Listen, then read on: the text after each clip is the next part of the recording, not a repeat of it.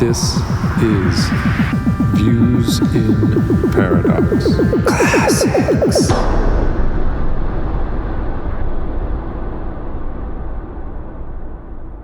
Welcome, any and all, to another episode of Views in Paradox. This is our spin-off VIP Classics. And today we will be talking The Great Dictator by the one and only Charlie Chaplin. Well, Charles. What is... my brain just went into what's his first name? Charlie. Charlie Chaplin. Charles But Chaplin. it is Charles on the billing. Yeah, like the head of the X-Men. The one and only Charles Chaplin made this film in 1940. It was his first all sound and talking film, by which I think really that just means it's the first one where he finally decided to talk. This is only the second Charlie Chaplin film that I've actually seen. I saw Modern Times, which has other people talking, but he says nothing. And speaking of saying nothing, welcome to my guests for this episode. Jose Venutula, welcome. Hello, thank you for having me again. Danielle Gibson, welcome. Hey, what's up? Hello. That was a terrible introduction, and I apologize. I am your host, John Olson, and hopefully it goes a little smoother. As a little smoother. Can iron it out. So this is an interesting episode in that I want to just peek behind the curtain a little bit for the audience to say that we are filming this in mid-October. And it will not air probably till December. After January. The election. After the election. We don't know what's going to happen. We don't know how you guys feel. If there's a good vibe or a terrible vibe. It is still 2020. And the hits have been just nonstop. So we'll see what happens. But we're going to talk a movie that is very political in its damning of dictators and Nazi propaganda. I also think it's very good that you said that, because especially with when this film came out, as opposed to like when everything else was like unveiled about how bad World War II really was, Yeah, we'll so talk this about came that out soon. before the start of the big Second War, but clearly the movie knows it's coming. Yeah. Would they have been invading in Europe already? Jose, you're probably the biggest World War II buff here. I'm gonna guess. Mm. When did they invade Poland? Do we know what year that was? Yeah, that was September 1st, 1939. So the war, World War Was II, in effect, had begun. But it refers to them as between the two great wars at the opening. It picks it before. It's narrating the events and before, because it concentrates on Hitler marching on Austria, which wasn't a military invasion, which is basically an annexation, right. without conflict.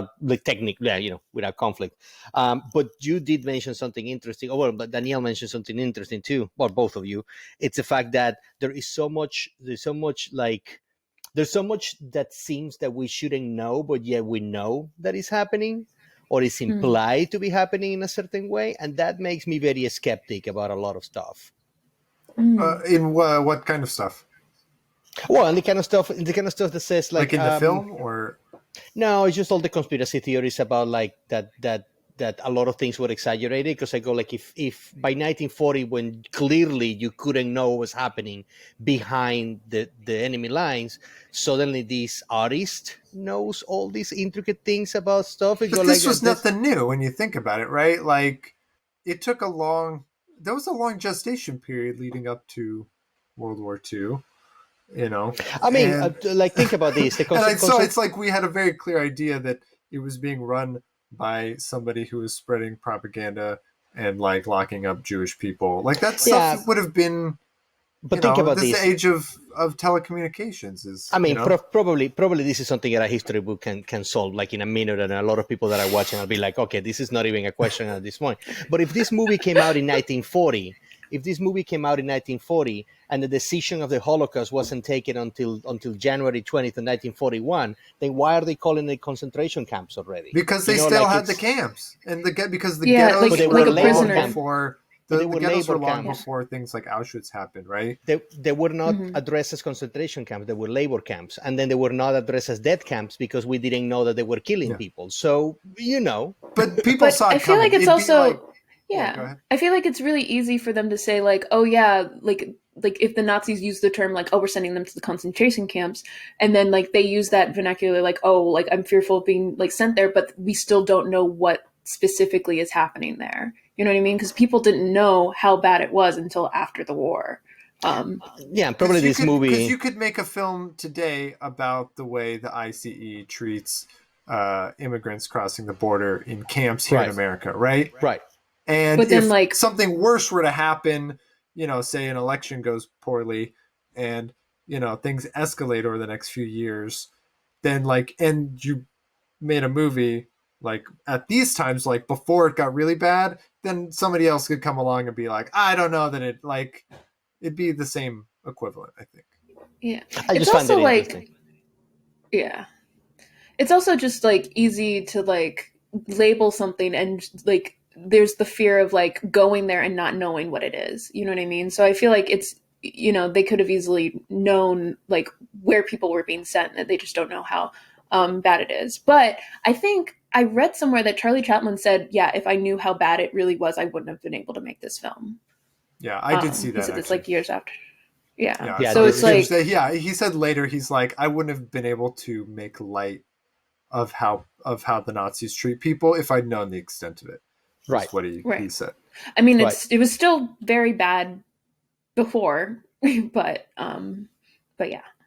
Yeah, and this film is obviously a piece of propaganda, and just from a historical context, this was Chaplin's way of trying to lean America against the Nazi regime, right? Like we were undecided, we were fence sitting, we were playing backdoor politics while invasions were happening, and Charlie Chaplin decided to be an advocate for, anti-persecution of Jewish people. Because in Hollywood, Jews were, while they were funding things, they were also being demonized for funding things, right?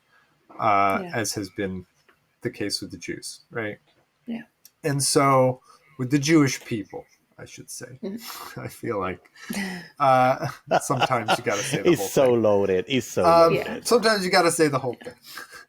Yeah. And so it's just like they were already under a lot of fire, and he was under a lot of like this is in the film Chaplin with Robert Downey, right? Where they kind of show him being put under pressure by studios who were friendly to Hitler, right? And were anti-Semitic in nature. And they thought that Charlie Chaplin's not Jewish, he's an ally of ours. And so films like The Great Dictator are his way of very adamantly defying those forces in Hollywood and trying to influence the way America would go into the war. So it's for sure a piece of propaganda, and I think you have to take that into account. It's a piece of propaganda that lives on the right side of history, I would say, right? I certainly hope.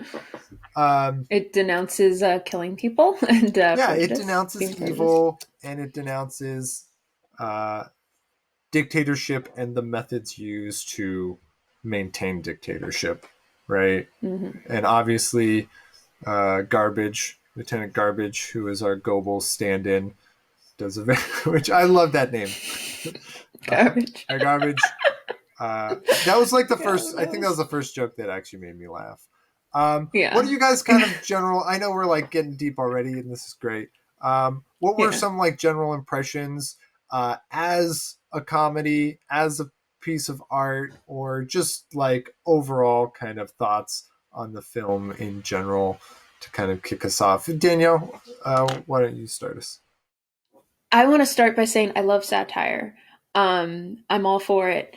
I had a lot of mixed feelings about this as we were watching it, because I knowing it was made in 1940. I was like, I don't know. It's my reaction was like too soon, too soon, too soon.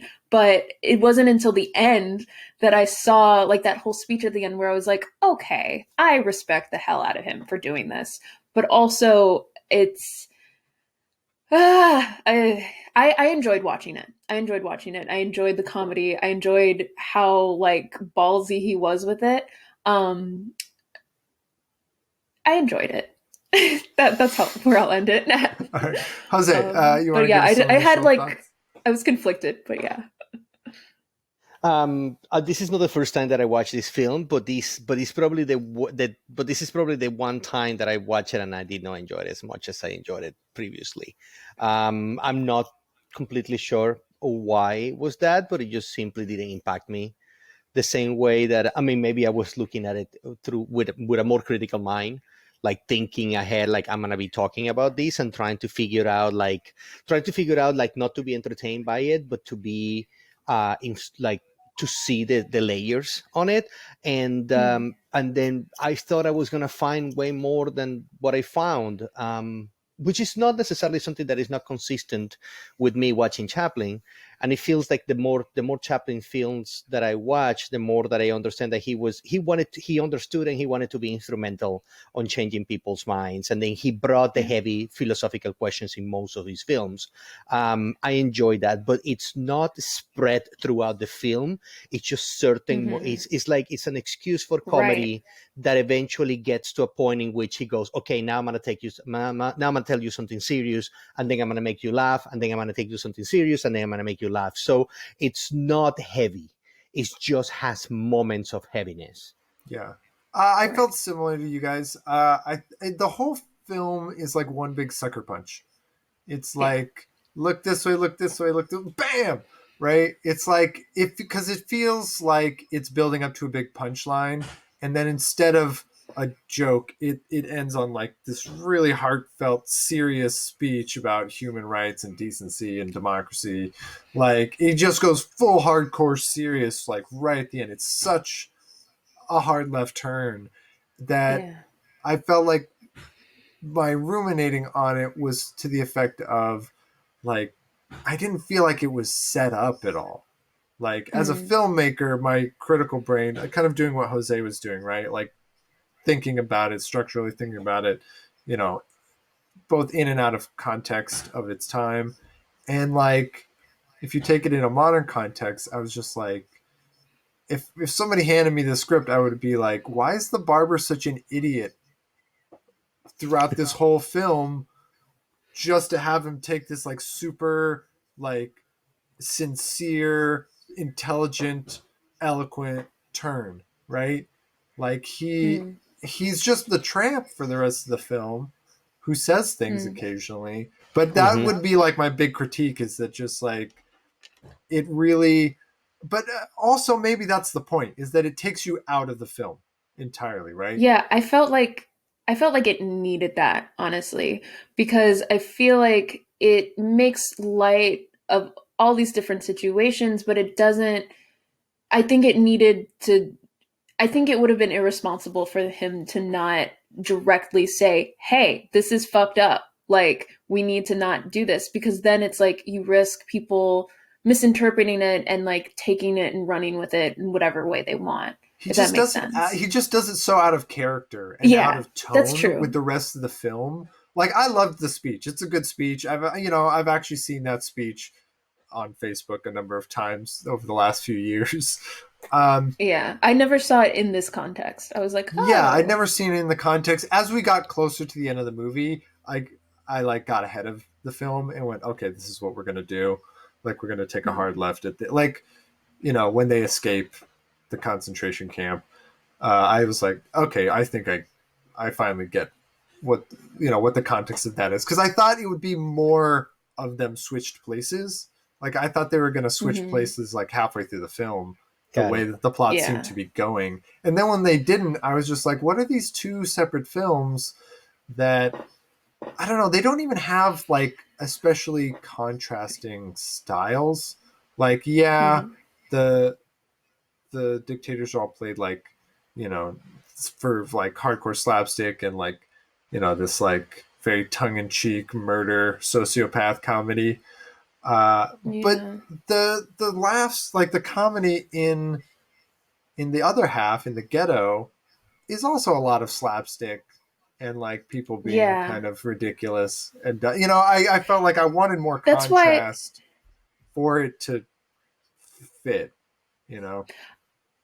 I felt like he was there was more slapstick and there was a lot more satire on, they made fun of Hitler like crazy. Like it was great. But I felt like there was still a good amount on the other side, and that's why I felt like it was important. I mean, maybe not as harsh of a turn as you said, but that's why I feel like he did that at the end. Like, let me make this a really good ride, but at the end you need to understand the seriousness of this. But that doesn't mean that it couldn't have been spread throughout, like you're saying. Yeah, just not like planted with character. So that was just like, maybe it's a modern context, but I don't necessarily feel like one way is better than the other. It's a bold choice, I feel like, by modern standards, even, like by any standard in any time. It's a very bold choice to say, I'm going to take the last scene and I'm just going to completely break the fourth wall. Just completely. And I'm just going to be Charlie Chaplin telling the people to reject fascism. See, I have a completely different perception. A different take on it? A completely different take of that, because to me it feels that the speech was the reasons for which the movie was made. So the rest of the movie was the thing that he paid less attention. Say, I'm going to do whatever I can. That's real. To just get to this point and be able to do this. And then I'm going to try to tie it. And then he probably like investigated whatever was relevant in history. Because the important thing is what we were talking about. This movie was done in 1940. It was probably shot in 1939, like edited and released in 1940, which means that this is just, he only had, like the events that he's depicting are probably like 1936 to 1939. They're current events. Like they're current events. Commentary on the modern movement, he wants to get something, as you're saying, it's a propaganda anti-fascism, anti-Nazi, anti-Semitism, or it's a propaganda for Semitism. It's not really pro-Semitism. It is anti. I know. I'm just talking about mathematics is negative and negative makes it positive. But anyway, but not in language necessarily. Point being that I feel that the everything previous to that scene makes less sense because it was a rushed idea to use in order for people to be able. And then the idea was basically, I'm going to make fun of this man. But apparently and then he that's wrote make people... a very detailed script before they started any of this, and that like the only things that were improvised was the foreign dialogue. Right. Which was actually a popular thing throughout like the 40s, 50s, maybe not 60s, of just like this. I think it's a vaudevillian thing of doing the gibberish accents. I saw a thing recently about, I forget the name of the actor who would do it in like all kinds of different languages and was like really famous for it. But he would even do it with English. See, like I just thought he was a native English speaker and would do a version of that what we heard for English. So, I think part of that is a thing of the times, but it's a little hokey. It's kind of cringy. Yeah. Because it's still kind of using the same tactics, right? Right. It doesn't feel like the high road when you've got the Germans going schnitzel, every 2 words. And it's borderline. I mean, by today's standard, at least it needs to be mentioned that it has an aspect of objectifying and racism towards Germans and Italians. Yep. Yeah, big time. It's like they were the enemy and therefore we paid the enemy. But that is a thing that is only going away in very recent times, right? Yeah. Like it took like only in post-Cold War, right? Because like even in the height of the Cold War with the States, you could make your evil Russian baddies any kind of cartoon you wanted. Right. Right. And it's like now we're getting to this sort of, to use a loaded word, a more woke society. It is, a little less. It's a little bit more cringy to do these kinds of blatant, broad brushstroke kind of things. Yeah. I I'm not gonna lie, think I it's an zoned improvement. out after. Yeah, but when they first started doing it, after like 30 seconds, I zoned out because I was like, "This is, okay, I get it, but also, really, like, I don't know. I feel like there's a lot. It's easy for me to say this in 2020, like having the education that I've had, knowing history. But I feel like if you're going to go at someone, you can do it in a way. It would be so much stronger if there's Yeah, you go at stronger their ways to do it. character, right? Yeah, not at, yeah. So Yeah, on the superficial things, and they do like a number of different iterations with the foreign speaking joke, right? There's like the one he does in the opening. They do a couple of different bits. One that's just sort of making fun of Hitler's cadence and the way that he speaks. One that they're translating, and every time they translate the same word differently. Which actually, that was the smartest of those jokes. Yeah. Just because it's like Hitler's not that eloquent, but he's that's being passed off as though he is.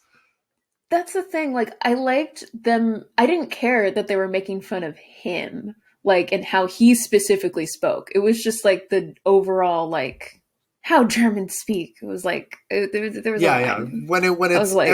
When every character kind of has that joke against them, and a lot of heavy accents throughout the films.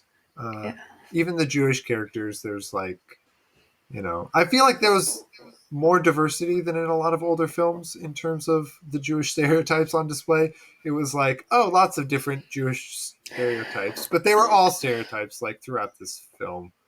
But I guess that's just the brand of the satire of the time. Do we write it off? I don't know how hard we want to judge, because it's been 80 years. And on some level, that doesn't seem like a long time, but I thought of one thing I was immediately struck by in the opening scenes was just, this film came out in 1940. Metropolis came out in 27. Like, in 13 years, film has improved, like, just to such a crazy degree. Yeah. I felt like exponentially almost doesn't cover kind of what I felt. It was just like, so it was like this movie was like multiple orders of magnitude better in just what they had available, via the sound, the look of the film, the lenses, the kinds of props that they have going, whereas Metropolis is a film that we watched that was at the top of its game and the most expensive thing of its day, and it looks so hokey by comparison. Like, it's crazy what 13 years can do. So, time flies when we're looking at recorded history. So when I think about that, and like, this was 80 years ago, it is kind of wild to be able to sort of look into that, the art at that time. Just see firsthand how incredibly different it is. Other impressions? I feel like I went on a bit of a tangent there. Not necessarily. Like, one of the first things that came to mind when I started watching it was because it opens with this World War I setup, and then you see a little bit of a trench, and I go like, okay, yeah, I mean, there's not much that you can do there, and then the camera keeps moving, and you go like, no, this is a full digging set. Like, there was much, like the whole huge battery, like of artillery that they had, that was completely movable. And then when he goes into the anti-aircraft thing, and then he starts moving and he starts going around, and then he falls from it, I go like, there is some work here. That's how the old camera dollies worked, though. Yeah, correct. The same exact kind of wheels. It's probably the same mechanism, and then what caught my attention is that that's him doing his own stunts. and then getting upside down without a harness, without anything, and then falling from the thing in a way like it's things that will be extremely liable by today's standards. And then he's just like, I'm gonna just jump in here and operate this thing and then do something funny and fall from it. And that impressed me. That for some reason got me. I mean, yeah. He's definitely one to throw his body around. Down the stairs, I'm just like, every time we see a fall downstairs, I'm just like, man, that kind of thing kills people. Yeah. Stairs are rough, and he's just like chucking himself down the stairs like on the podium. In terms of the humor, I wanted to highlight, because did you guys think the movie was funny? Like, did you find there were moments? Just kind of like looking at modern tastes, obviously comedy has evolved many times since then, but were there things that you guys found funny, or did you find it like not great? I enjoyed points that they made, like when they, I mean, I wasn't like laughing out loud, like, oh, ha ha ha ha ha, that's so funny, it's brilliant. It's just, I felt the satire of it, if that makes sense. It was satire funny. It was like oh, they are digging at him, kind of, that kind of humor. Not like, oh, he. Right. Does that make sense? Yeah. No, it does. Yeah, to me, it does. And I also feel that this movie gets affected. The comedy of this movie gets affected because you're making fun of real people. You're not creating characters and situations that are not real. And then, as you know, as Danielle was saying, well, they all have different names. You keep feeling that it's.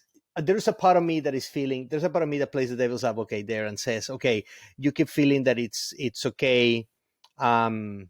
It's like, yeah, make fun of these people. I don't care if you make fun of these people. I don't care if you cross the line with these people. But another part of me was thinking, like, these people might have seen that film back in, because you know that they got all these things from America, and they would be like, what is Chaplin saying? Fun bit of trivia: the movie related to that.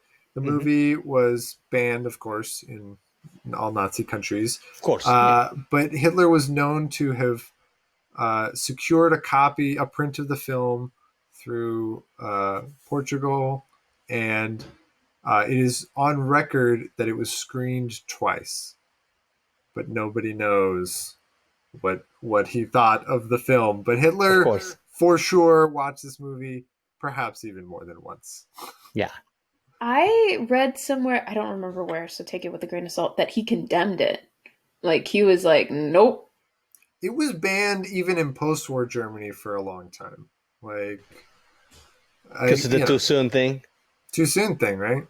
Yeah. But like to finish my idea, it felt like part of the comedy might have been affected because you're trying to make fun of real people, and so you don't have that range of possibilities. You have to work with this person, and then the other part is makes me feel almost like these are real people that did real damage. So it's like, make as much fun as you want with them. They got the revenge on you. Like, they got it like 17 billion times bigger than you. When you say these people, you mean these specific figures that like Hitler and Mussolini. Not like it's not like the people of okay. Just making sure. No. Like, I'm talking about like Hitler, Mussolini, Goebbels, Goering, like, you know, like Hess, like all these specific who have historical very figures. one-to-one. Correct. It's like you can have Hitler being played in a very in a mannerism that is less manly. You can be playing in a way that he's dumb. Oh yeah. And then he will just come the next day and fucking invade a country or send people to death camp and be like, fuck you, this is what I'm doing. It's like it's kind of like, you know. I don't know. Like, if this hurts his feelings, do we care? Right? I think, if anything, I hope it hurt his feelings. I hope it hurt his feelings too. Right.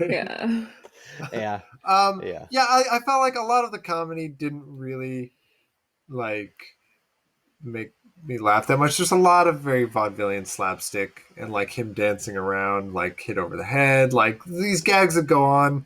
I'm like, kind of. There were a couple of lines that got me. The typewriter gag early on, where he gives a long speech and then she types like one word. and then he says one word and she types for a lot. Like, it was so obvious I didn't want to laugh on it, but the look on the typist's face during that gag was like so good that I actually like laughed out loud. I was like chuckling when that happened. There was a couple of good line deliveries also, I feel like, from Chaplin. Like early on when they're in the upside down plane, when he goes, when he's hanging and the guy's like, we're upside down, he just goes, I know it. Like, there was something about his delivery at that point. His delivery there was great. Yeah, that was a very funny moment. When he's like, I know it. Yeah, that's true. Yeah. Like, it's like stating the obvious. I loved when, like, right before that scene when the guy's like, hey, can you fly a plane? He's like, I can try. Like, very like softly, like, I can try. Like, oh, okay. That made me laugh. But and there is one thing that happened when he said like any similarities between the Jewish barber and the Great Dictator are like blah blah. And he says, it opens up purely coincidental. Like, I do not know if back then there was already the conspiracy theory that Hitler might have been Jewish, and I don't know. So yeah, I don't know if he did it with that. I don't know if he did it with that with that intent, or it was just basically kind of like. I think it was with that intent, and I think that is further backed up by the like Aryan conversation that he has with Garbage, where he's like, all of them will be blonde and no brunettes, and it's like just you. So I feel like they were definitely like that line right at the opening of the film is like to Hitler, we know. To me, that's kind of what it seemed to say to me. So I would say that yes. See that always that the theory, be it urban legend or verifiable fact, was very much in the ether when this came out. And I think it's like any jab that opens his hypocrisy is fair game in this movie. I've always felt a little borderline about like that thing, because he's always felt ever since I was well, everybody hates a hypocrite, and so if you can paint him as a hypocrite, that's like legit bad. It's universal. I know, but but in this case, I've always found it interesting that people almost want that to be true, because they want to throw the hypocritical part of his face. Sure. But from I'm not being a Jewish person, right? From the standpoint of a Jew, is that do you really want the greatest mass murderer in history to be tied to? Yeah. Do you want that? Do you really want that? Do you want to keep digging until you figure out like he was one of you? Like, it's. I don't think the Jewish people are the ones pushing. I know. No, I know, but they no complain about it. Yeah. They go like, don't say that he's Jewish. Like, yeah. You know what I mean? He wasn't brought up Jewish that much, is certain. Right, well, that's true. But that didn't matter to him, and didn't matter for the other people either. There was very specific aspects that make a person. But anyway, I have a couple of notes here that I wanted. The whole barber thing, like, did Bugs Bunny did it first, or did he did it? Who stole it from whom? Why are there so many barber jokes is what I wanted to know. But you know what I'm talking about, right? Oh, he shaves him to the music? He does the thing to the music, and the only other place that I've seen that is Bugs Bunny with the Barber of Seville. Now, it's not the same song, but it's a very similar sequence. So I'm thinking, like, that's Bugs Bunny from the late 50s or 60s, not Bugs Bunny from the 40s. Because Bugs Bunny from the 40s doesn't look like what we think of Bugs Bunny. Mm-hmm. That's an earlier version. So Chaplin... the bit you're thinking of has got to be a direct homage to Chaplin. Chaplin did it first then. That was great. I enjoyed that thoroughly. Like, the synchronicity with the music and he doing the thing, that was like a top of like physical comedy that I enjoyed. It did, as Danielle said, it didn't make me like laugh aloud, but I was entertained by it. It's something you can respect it. Yes. Right. Being so well timed. Mm-hmm. That is something that you don't get a lot of that nowadays in film. No. And that's mostly why I get a little disappointed with modern day comedies, but they're coming back. But I'm not going to go into that opinion. Yeah. If you want to take it to like versus modern, that's fine with me. You know what's I think is interesting though? It's hard to compare the two movies, but like a satire film about with Hitler in it, Jojo Rabbit. Um, I thought it was really interesting. Which we've done an episode for. Oh, I haven't seen it. I wish I saw it. Watch that episode. Yeah. Viewers. It's a good one. It's a good one. Yeah. It is. I think Sorry, part of me was wondering like why I was more okay or like at ease while watching Jojo Rabbit. At ease is like kind of a bad way to say it because I was also like, oh, this is Hitler. He is a character in this and he's supposed to be funny, but also like I was okay with it versus like I think it's because it's been so long and there's more of a consensus of condemning Hitler. When I was watching this, I was like, hold the phone. Which side is he going to choose? Like, I wasn't sure at first because I'm not super familiar with Chaplin other than the one other movie I've seen from him. So I did have that fear going into this movie. Interesting. And it's a very different kind of circumstance. Like the one in Jojo Rabbit's so unique.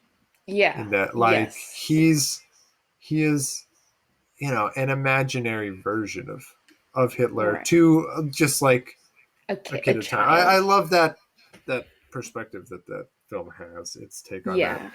But that is different from like this, which is an adult satire of, it's not done through the lens of someone more genuine. It's just done through, it's just on the surface, right? It's just, this is adults making fun of adults. Right. There's no meta level to it the way that Jojo Rabbit has. Well, I mean, on top of the fact that Chaplin, again, going back to the fact that they did not know what happened. I mean, it actually hadn't happened yet. Yeah, a lot of stuff. A lot of the worst of it had yet to happen. Like even when you saw the prison camps that you saw him go into, I was like, they have no idea. Like it almost was like heartbreaking because it's like they knew what was happening and you still couldn't imagine. Well, they knew people were going to prisons, but they didn't imagine the extent the ones to which it was going to happen. They didn't know how those prisons looked. They just imagined them like, prisons where we feed the prisoners. Right. Yeah. Yeah. And somebody can go to sleep at night, on their own bunk. Yeah. So you're right. Seeing that stuff, it is, but it's not cringy in a way that we often have, which is where we have to go like, oh, but at the time we'll justify the bigotry. This was just like ignorance. Like they just didn't. Yeah. They just didn't know. Right. All right. They didn't know. Right. But it's crazy how on point they are on a lot of things, though. And I did just kind of. Part of me wonders how much they were trying to hyperbolize it, though. But like, how much if they tried to hyperbolize it, but it was like actually at that level. You know what I mean? Because there's so much. Does that make sense? It does make sense, but I feel that to answer what you're questioning in your mind to this film, I feel that by that point they would already have refugees that flee to Europe, and they were telling stories about the things that were happening. Because so they were knowing that they were being accurate. I feel that there is an aspect of it that was accurate out of the tales of the people that fled already, because a lot of people fled, like especially when this guy when the stormtroopers try to catch like harm the barber, and then this guy comes in and he goes like, no, he's my friend, he saved my life, and then he said nobody touches him.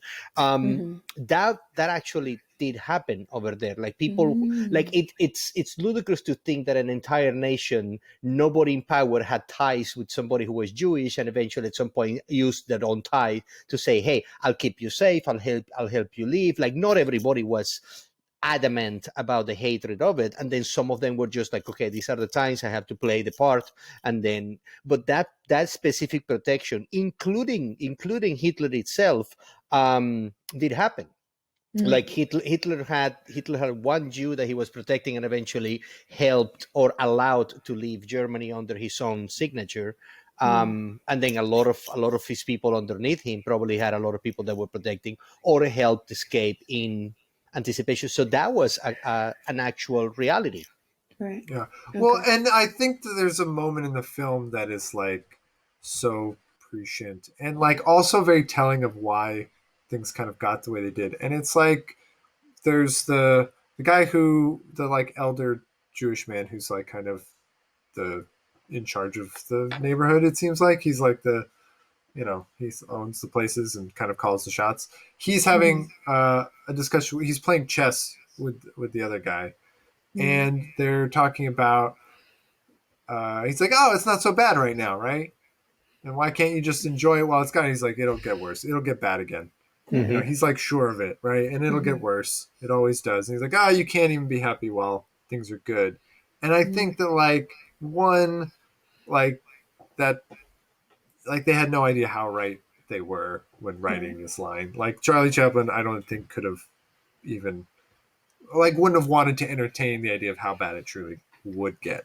But two, it's just that like they were told that now you live in this section of the city, but otherwise you can go on living, right? And it's like there is this sort of weighing of, do we move? Well, it could get better. Look, it's gotten a little bit better. Like we can wait it out. And I think there was so much waiting it out that like by the time, we get the Schindler's List style raids on the ghettos, it was just too late. It's like the walls had just closed in so slowly, and you use these very human justifications of why to stay. It's your home. What's moving to another country? A pain in the ass, right? Potentially expensive. I have to leave all my crap behind. Like I have to start completely over. It's a very extreme maneuver, and it's like, and you kind of see that logic. I felt like in that scene come across very well.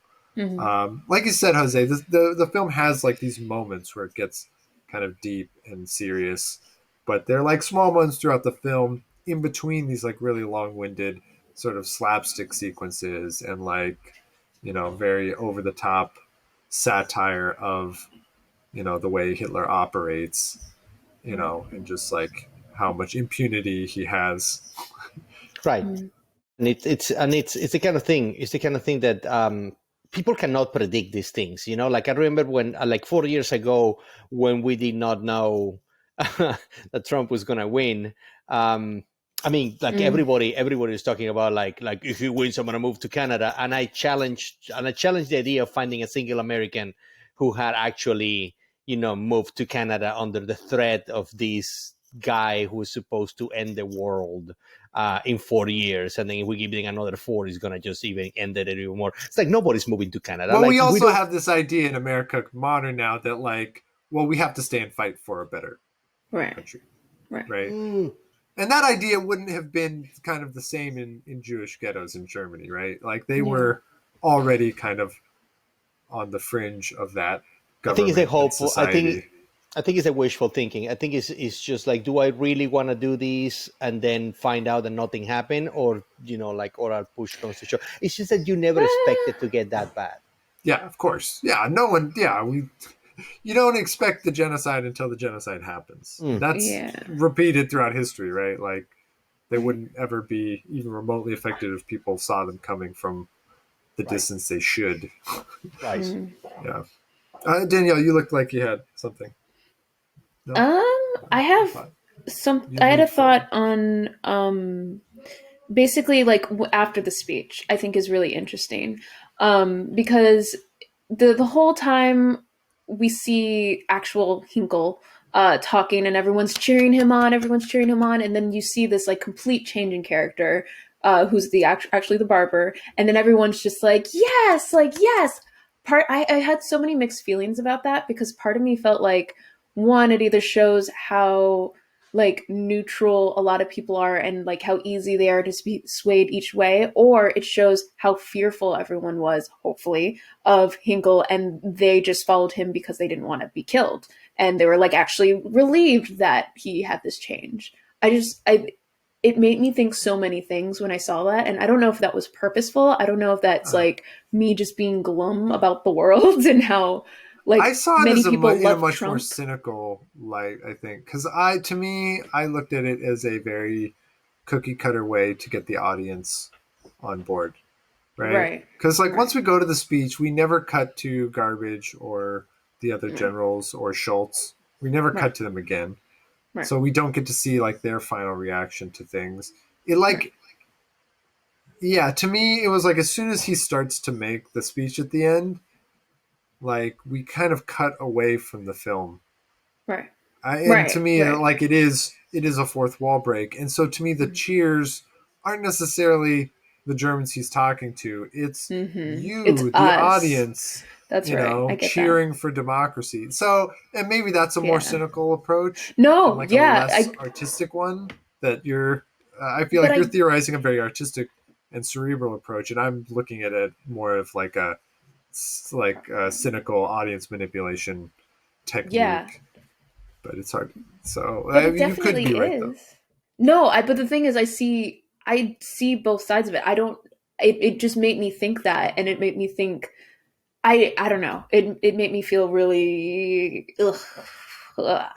It highlighted a lot of like how easily people are manipulated in general, like whether or not it was us or if it was the crowd within the world of the story.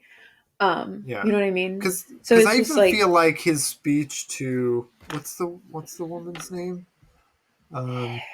Heather. Yeah. Oh, I might be wrong. I'm gonna look it up right now. Wrong. It is.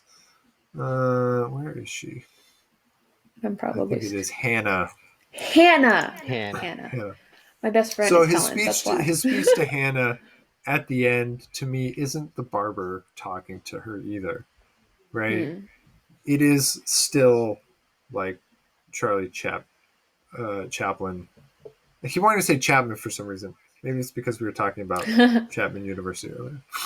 I go to Chapman. So, yeah, I think it's Charlie Chaplin kind of speaking to the downtrodden, right? On behalf of democracy and righteousness, that like, trying to say, we'll do the right thing. Because this was his way of wanting, this is what he wanted America to respond with, right?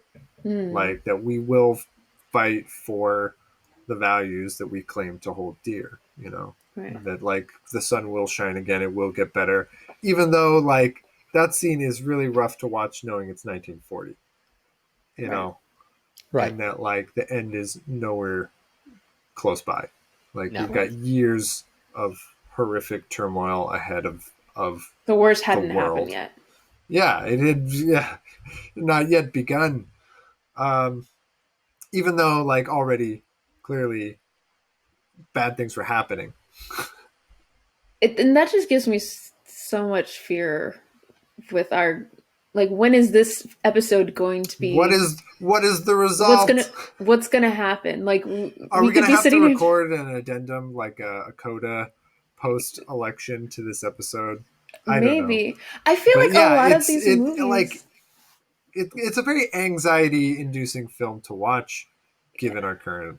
If we watched this in like an hour, if we watched this a year ago, if we watched any of these movies a year ago, I feel like we would have had a different take. It wouldn't have hit as hard. A similar take, but now we're watching all of this stuff about political turmoil, and we're right up against a threshold, right?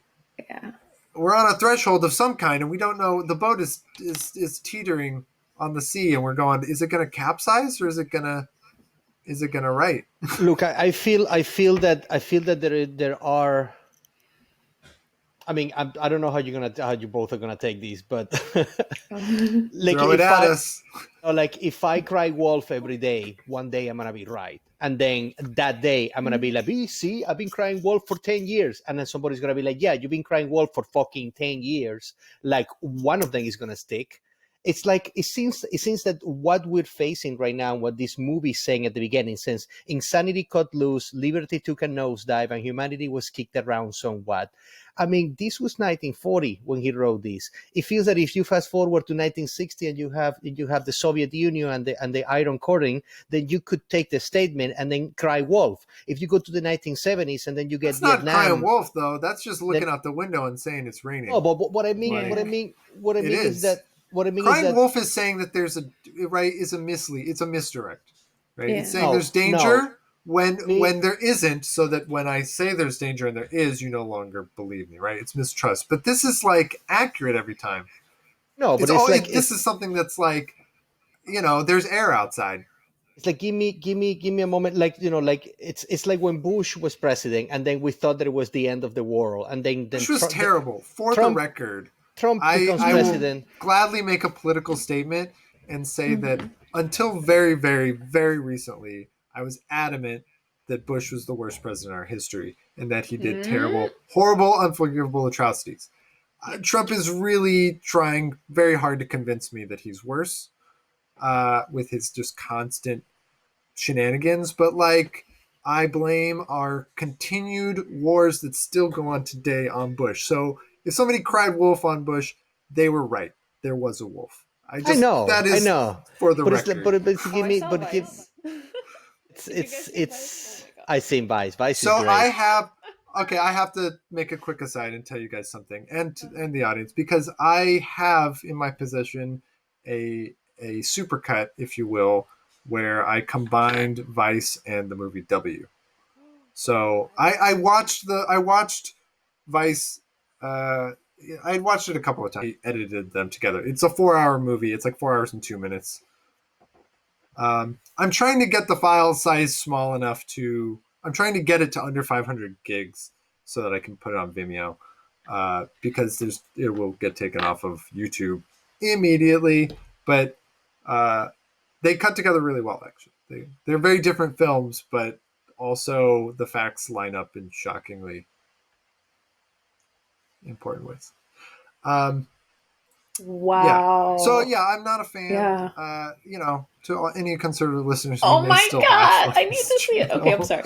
That movie. I know you got Jose trying to sort of play always the even field in these situations, but Cheney was evil. He was a Bond villain in the White House, and he opened a lot of the doors that Trump stepped through. So I feel like we are watching history repeat over and over and over, and you get people every generation going, hey, look out, stop it, and you get the masses just not giving a shit and not listening and not hearing it and going oh no, Trump's not locking people up in cages and taking them away from their families and aborting their fetuses, even though that's entirely against what they supposedly stand for. We get these sort of blatant denials, and it's very frustrating to watch. And I feel like watching these older films, I don't see wolf being cried. I see eyes open. This shit is real. It's in front of their faces. I don't want it to be true either, though. It's the thing is, when people are saying it, other people who are denying it don't want it to be true, or they just actively want to silence. That's the thing. I don't want it to be true, but it's I think, so it's sad. I definitely agree. I definitely think that it's easier. It's sad because you can't really tell sometimes if it's people who just don't know how to handle it, and so it's easier for them to just deny it, or if it's people who are just sheep and they're no, nothing's wrong. What? Stop making something out of nothing, when it's no, we should totally call this out.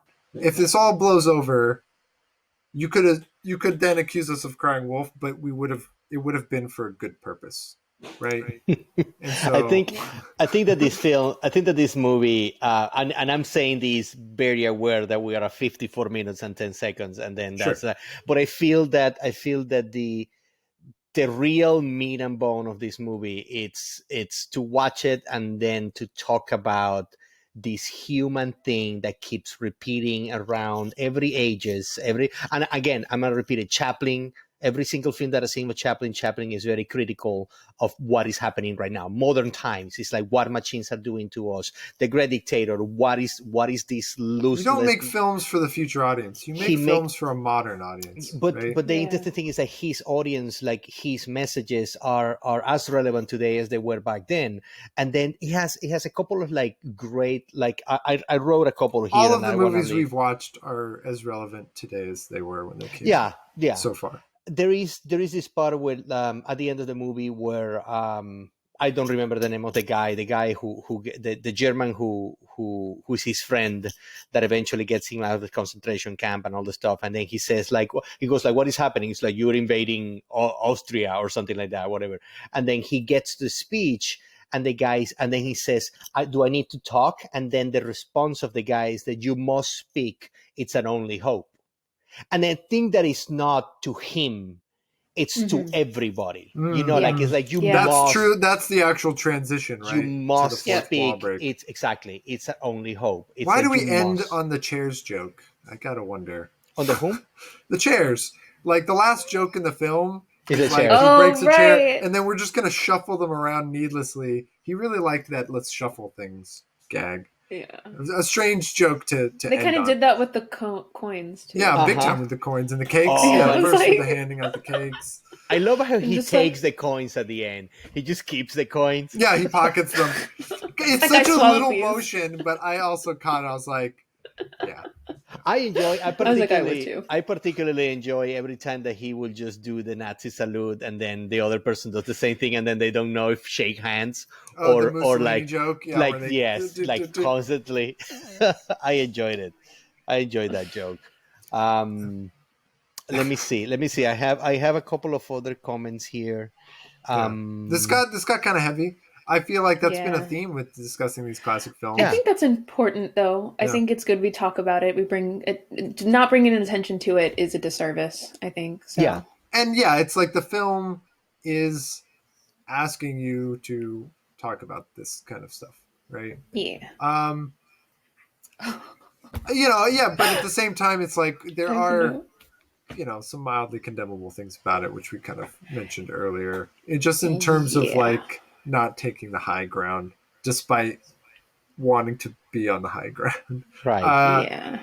What were you gonna mention? I have like I feel like that last speech. It has a couple of things that I feel like that I didn't like as much as others, but I feel that it was somehow poetic. When he says, "Don't give yourself to these unnatural men, machine men with machine hearts and machine minds," and like that resonated with me. It's a good line. Because it's like when you look at what habilitated Germany to did what it did was technology.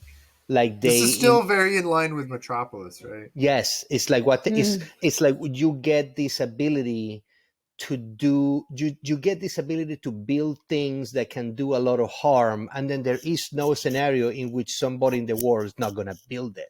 It's that Jurassic Park line that said, if you can think how to make it happen, somebody will make it happen. Like there is no stopping science. There is no borderline. Somebody's going to get cloned. Somebody's like all these things that we portray in movies. They are going to happen if they're not happening right now. There is no certainty like that. If the technology sees somebody's not going to do it. So at this point, and I like how I put this machine men with these unnatural men with machine hearts, machine minds, and machine and machine men. Like I don't know. It's still the same. Just to kind of go back to Metropolis, is that like this feels like the future that Metropolis was predicting. Yeah. With all of the like steam pump engines and like, right? It's like they weren't looking 100 years into the future. They were looking like 15 years into the future, That's how present it was, because we are still in this film before the computer, right? We are pre the electronic age. And so it's the height of that machine, that gear future that Metropolis is predicting. And I'm gonna take a shot here only because I want to open that discussion. Maybe we can take it in other times. he's in the speech, right, and he's talking to the people, right, he's talking to the people. And then ever since I was a kid and I've been interested in these things, and then it's like John knows me a little more than you, Danielle, and then he knows where my mind goes with these things and where my heart is on these things. But there's always this idea of these words and concepts that are used by everybody, with the assumption that everybody means the same thing with them, like you love, money, religion, faith, like all these things. But the people, the fucking people, like it's Hitler said the people, like Trump says the people, Obama says the people, like Lincoln said the people, Chavez says the people. Who the fuck is the people? Like, and then on top of that, you're talking to the people. They are fiction. Like the other thing is that we talk about the people, we talk to the people as if they were a complete separate entity from ourselves. Like Trump, he comes from the people. Fucking Hitler comes from the people. There is no exception to the people. The people is just all of us. So then if there is evil in the world, and then you're talking to the people, which is where these men and women come from, like the discourse to the people doesn't need to be you're great, you're awesome, you're infallible. It's only because I need your vote. But the clear statement is that if you consider the people to be everybody, the people is the Trump supporter, the people is the Nazi, the people is I don't know, like the religious fanatic, the people is you and me. So the evilness of the world. Thanks for calling us all the bad things. The evilness of the world. Thought maybe you'd list a couple good ones in there too. It's not. It's the people not, is also the doctors, right? The people is also the good people and the bad people. Like when we talk about the people, it's hypocritical. It's alluring. Well, I've this is something I've said to you many times, Jose, is that you can't make blanket statements. That's where you get into trouble. The people is a blanket statement. The people is the largest blanket statement you can make. Yeah, it's a fantastic. If you think of largest, it's putting us all in. We are all human, right? And thus we like to think there is something intrinsic that we all share in terms of we all view the universe and think independent thoughts and are influenced by other humans. So there are some few commonalities, but I get what you're saying. I think that it's true. It's a little silly to think that you can speak for the people at any point, right? I mean, it's that even the founding fathers wrote "We the people." We the people. That's pretty vague. What the hell were they talking about? Right? I feel all I'm saying is this. All I'm saying is that the only constant that every single government system has is that the only name that keeps being thrown around exactly the same in all of them is the people. And if you are a scientist and then you're analyzing a problem, and then you and me and most of the people are probably heroes, and I'm assuming Danielle are people that put a lot of weight on what science says. And then the scientific method said, if you try this problem and this problem this thing always causes you problem, the first thing that you're going to look at, it's the constant. What is repeating between all these problems? And the only thing that keeps repeating between a government system is the fucking concept of the people. So then, like, nobody's going to come save us. There is no government that's going to come save us. There's no king, there's no dictator, there is no democracy. It's us. It's the problem is the people. Can I rebut a little? Because the concept of like the will of the people is just the majority. You're always trying to win the majority. I don't care if you're a dictator, if you are a monarch, if you're an emperor, or if you're a president. We are all democratic societies, right? Because it is only through enough people's support that you can become the head. And it's just an argument of organization. It is very difficult to organize millions of people. And we need complicated systems to handle that. And we haven't figured it out yet. Like, to me, the constant isn't people. That's like, of course, that's the constant, but that's going to be for every good thing as well. Yeah. Right? Like, you can use that argument. I feel like it's just it's a wishy-washy kind of sentiment, because if you want to talk about problems in worldwide governments and what's the constant, it's that we don't know how to properly organize and distribute ourselves. right? And then we get emotional, right? And when you mix And then we get those, emotional. and then we get emotional, and Yeah, when it's you true. mix those two things together, it's complicated, and we haven't figured it out. And people, their emotions lead them to seize power because they're afraid of going back to life being shitty, or to live somebody else's life who's shitty. So you get people who want, they get that desire that's like, emotions make us wonderful, but they also make us flawed. And super flawed. Sorry, right? me. All of us. Are you kidding? So, but the will of the people is a real thing. And it's just saying the majority, right? And so anytime someone calls on the people, they're calling on what they claim to be the majority. And I think that's where I agree with you that it's bullshit, right? But it's also like, yeah. There's also like the whole idea, and this kind of opens it up to be a can of worms, where there's a lot of, where there's like, there's so many good people and there's so many bad people, and then there's all the people in between who are just swayed by however or whatever. So it's like, I don't know. I think that I don't know. I feel like a lot of people are very easily influenced sometimes with like propaganda, misinformation, et cetera, et cetera. So it's like you have to also think about that when it comes to who the majority is. Is like, is it really, do those even like these people who are easily misled are probably well intent. I hope. It's easy for me to hope that. So it's like, I don't know. I question if the majority even really wants that, or if they just believe that they want that, if that makes sense.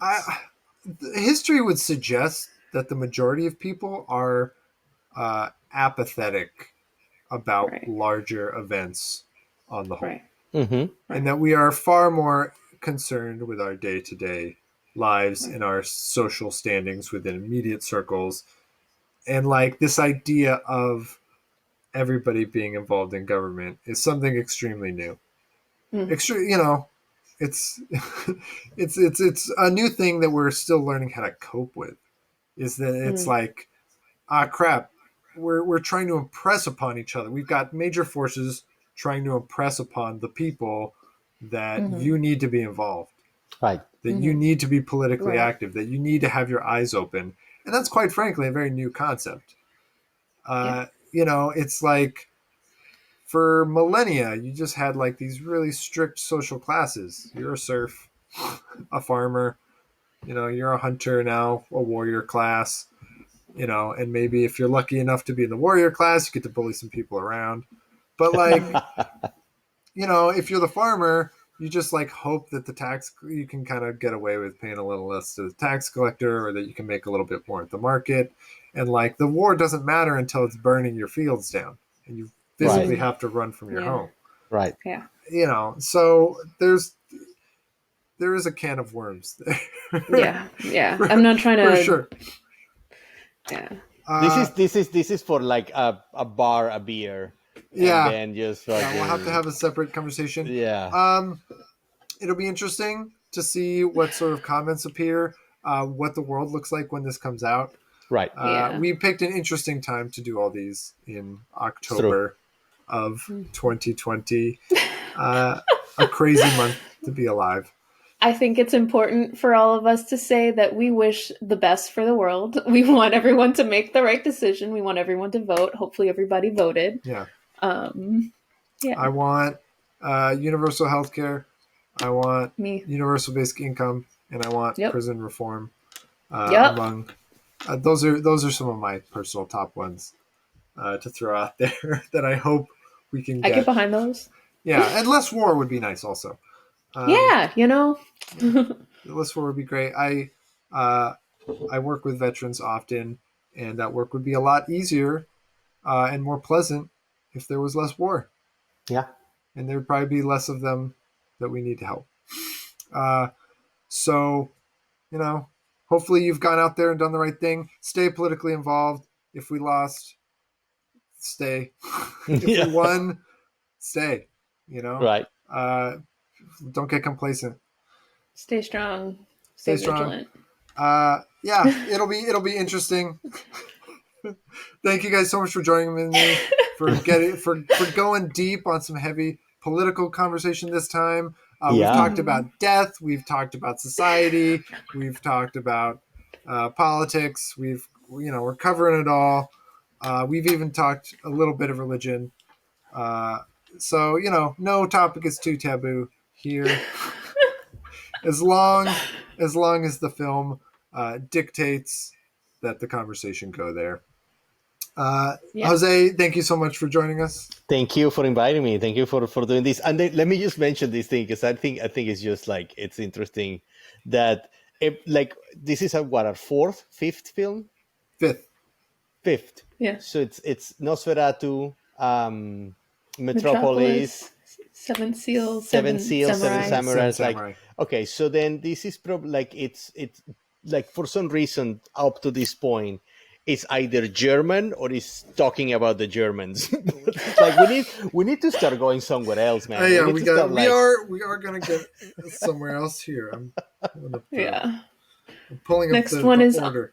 on the waterfront. On the waterfront, I think we're going to a very different, a very different vibe from this one. I think I'll be glad for the change. The class struggle. We'll see. It might still be heavy. We're going back to classes. Oh, yeah. It's a little heavy, but maybe not as. But I've only seen the ending, and I've used that film. I used the ending of that film. Don't spoil it for me. To teach filmmaking, but I haven't seen the full film. I've only seen. Yeah, I think I know exactly what you're talking about. Yeah. And then we'll mention it. Cool. Probably on Tuesday. Sounds good. I'll probably be in the Dominican Republic. I'll probably be talking to you from the Dominican Republic, but we'll see. Oh my, we'll see. Be safe about that. I will try. Danielle, thank you so much for joining us. Thank you for having me. Thank you for letting me talk to you guys about such heavy topics. I enjoy it. I hope that our viewers get something from it. If you want to find me on social media, I'm at Danielle Stories, spelled exactly how you think it is, on Instagram. Love that plug. So it's smooth as ice. Yeah. I've been your host, John Olson. You can find me at John and Paradox. Follow the show at Views and Paradox on Instagram is what I would recommend. Join our Facebook group. It is the Views and Paradox Film Club group on Facebook. This has been VIP Classics. Until next time, watch more movies.